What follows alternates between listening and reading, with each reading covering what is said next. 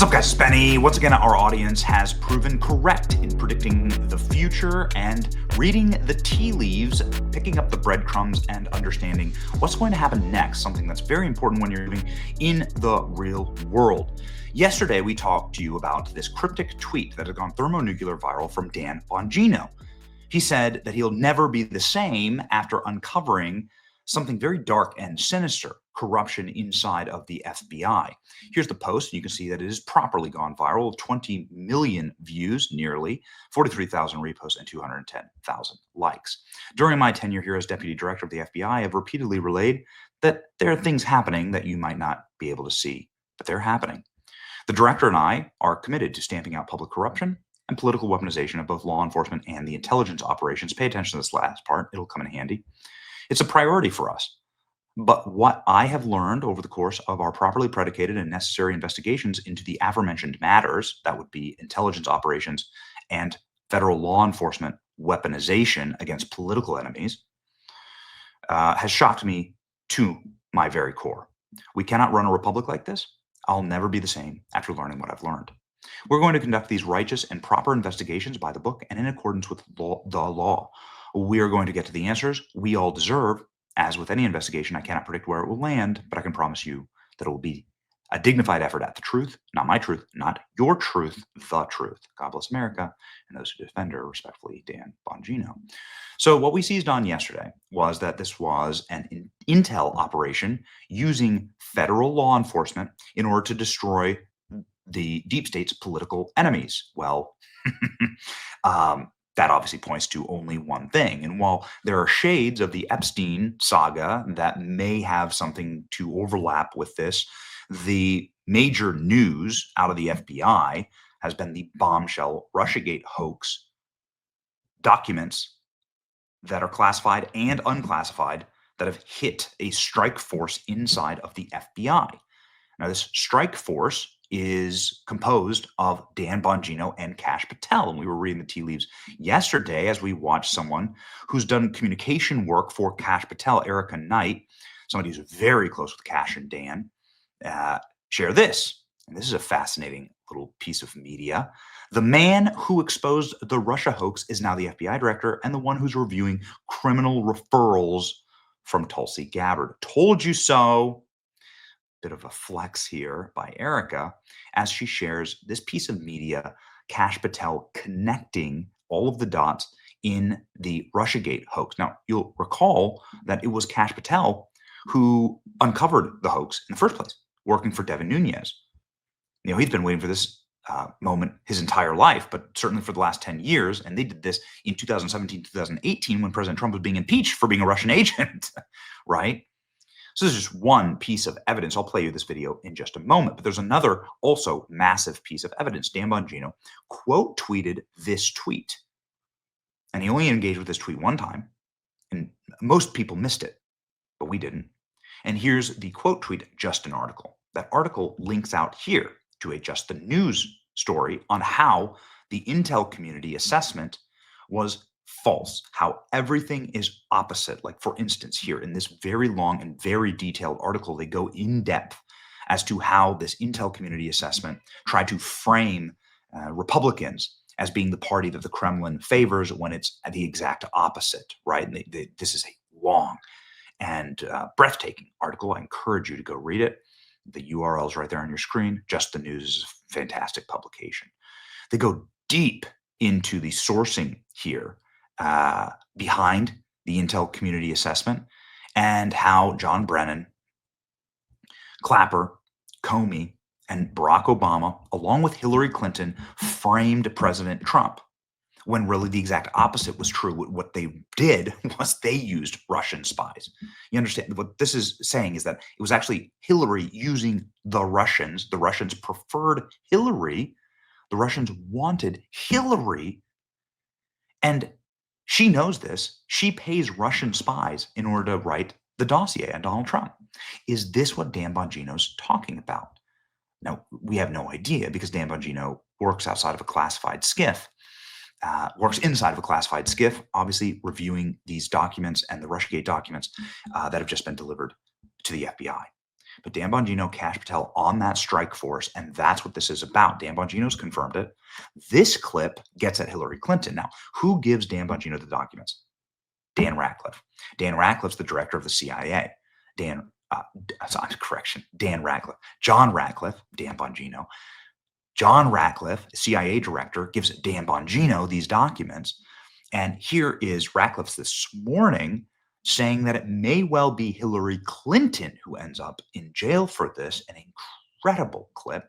Is this what Dan's talking about? When he's talking about earth-shattering, when he's using this kind of language, this charged language about saying it's like we cannot run a republic like this. Well, wouldn't that be having Hillary Clinton pay Russians to say that Donald Trump is an agent of Russia? Isn't that like a clown car? Isn't that the darkest thing? I'll never be the same after learning what I've learned. Well, what did you do to shock Dan Bongino? He's obviously written the book on this stuff.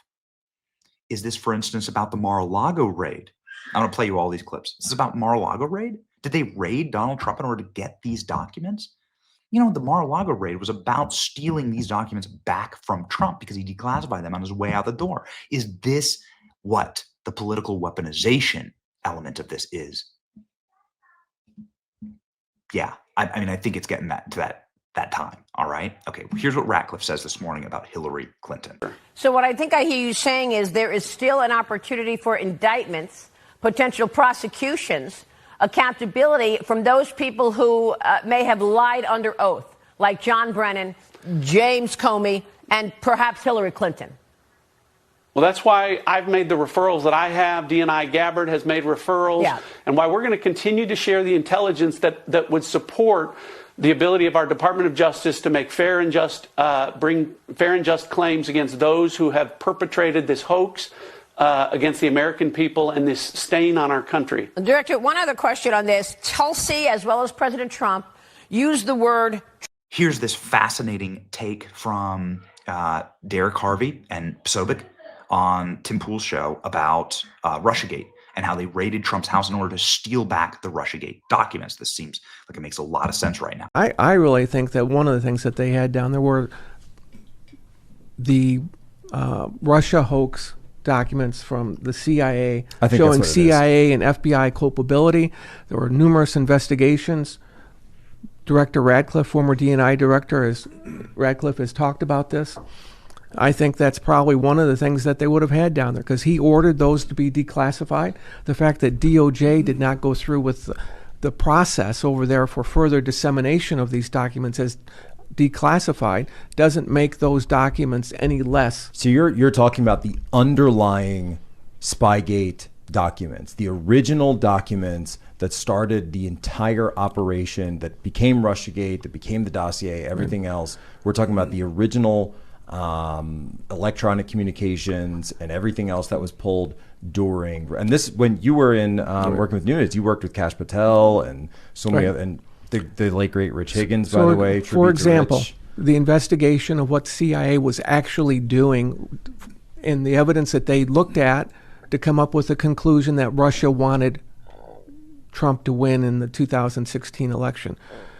There's tremendous documentation there that shows malfeasance and culpability. They cherry-picked information to get to a conclusion, and the overwhelming amount of evidence that pointed in another direction was put on the cutting room floor. That type of laydown is what Director Ratcliffe had. It's damning of the Central Intelligence Agency and of the FBI. You know for a fact that they had that information? Yes. Did you see it? I worked on that project. And then so they would have like on a thumb drive, just copies of the emails and stuff and all the. No, it was all paper copies. And ladies and gentlemen, here's what Erica Knight shared about Kash Patel, explaining the Russia hoax. And now Erica Knight, this post was sent exactly the same time as Bongino's post was sent yesterday. Same time, exact same time. Here she is explaining, no, you don't understand who's in charge now. Understand what time it is. Here we go. And all of these things sort of started coming together in a very unusual fashion. I said, Devin, we're following the money, and I'm going to tell you right now that the DNC and Hillary paid for this. It was 9 a.m. on a weekday, and he literally looks at me and he goes, Cash, if you're going to start drinking this morning, get out of my office. It always goes back to the money, and it's the easiest thing to follow because you have to document it in some fashion or you got to move it in some way. We were able to, pursuant to the judge's authority, allow myself and one other colleague to visit banks' attorneys and review in closed session the records. And we were not allowed to disclose it to anybody what we reviewed. And then finally, on the eve of the ruling of the court, Fusion disclosed that Christopher Steele had been paid by the DNC themselves.